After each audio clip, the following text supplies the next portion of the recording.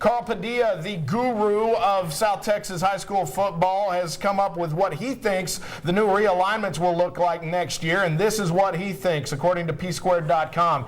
5A is now 6A, and in 6A, he believes Mission will go up, and they will compete with the La Jolla schools and the McAllen schools in 36A. 31 6A, well, the Edinburghs will go in, despite the fact Edinburgh Vela has 5A numbers. Everyone thinks they're going to opt up. They've already asked to PSJ North and PSJ Memorial. That's a typo, along with Weslaco and Weslaco East. 32 5A, 6A, I should say. Boy, it's going to get tough getting used to that. For only 4 Brownsville teams, as 2 more will go down to 5A. Harlingen South back in with Los Fresnos and San Benito. This according to Carl Padilla of P Squared. In the 5A ranks, which once we called 4A, Mission Veterans. Sharyland going down as Pioneer comes in. PSJA going down to 5A, where they would be in 6A, Rio Grande City and Roma, and 2 5A districts with Pace and Porter going down, and Donna going down as well, with Donna North coming in, Edcal, Chelsea, Mercedes, and Valley View.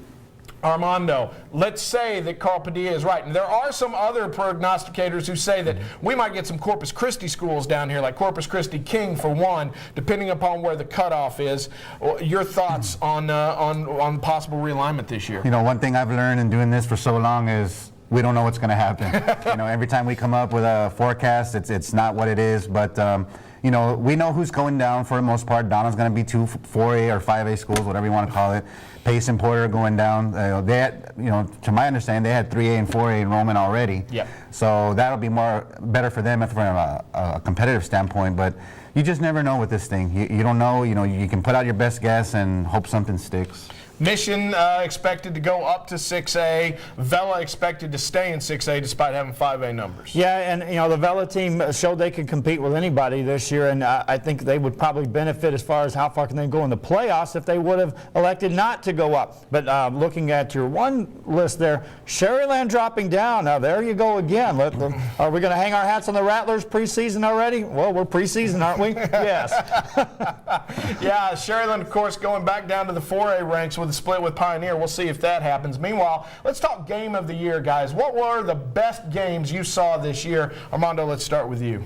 Well, I saw one team for the most part all season, so it was tough for me. But based on what I heard, that Mercedes Mission Veterans game was something else. You know, that was an incredible football game. Harlingen South at Los Fresnos in the last week of the season. You know, there were a lot of points in that one. Big time matchup. I threw in San Benito at Weslaco. Of course, the Greyhounds go for 2 to win it at the end.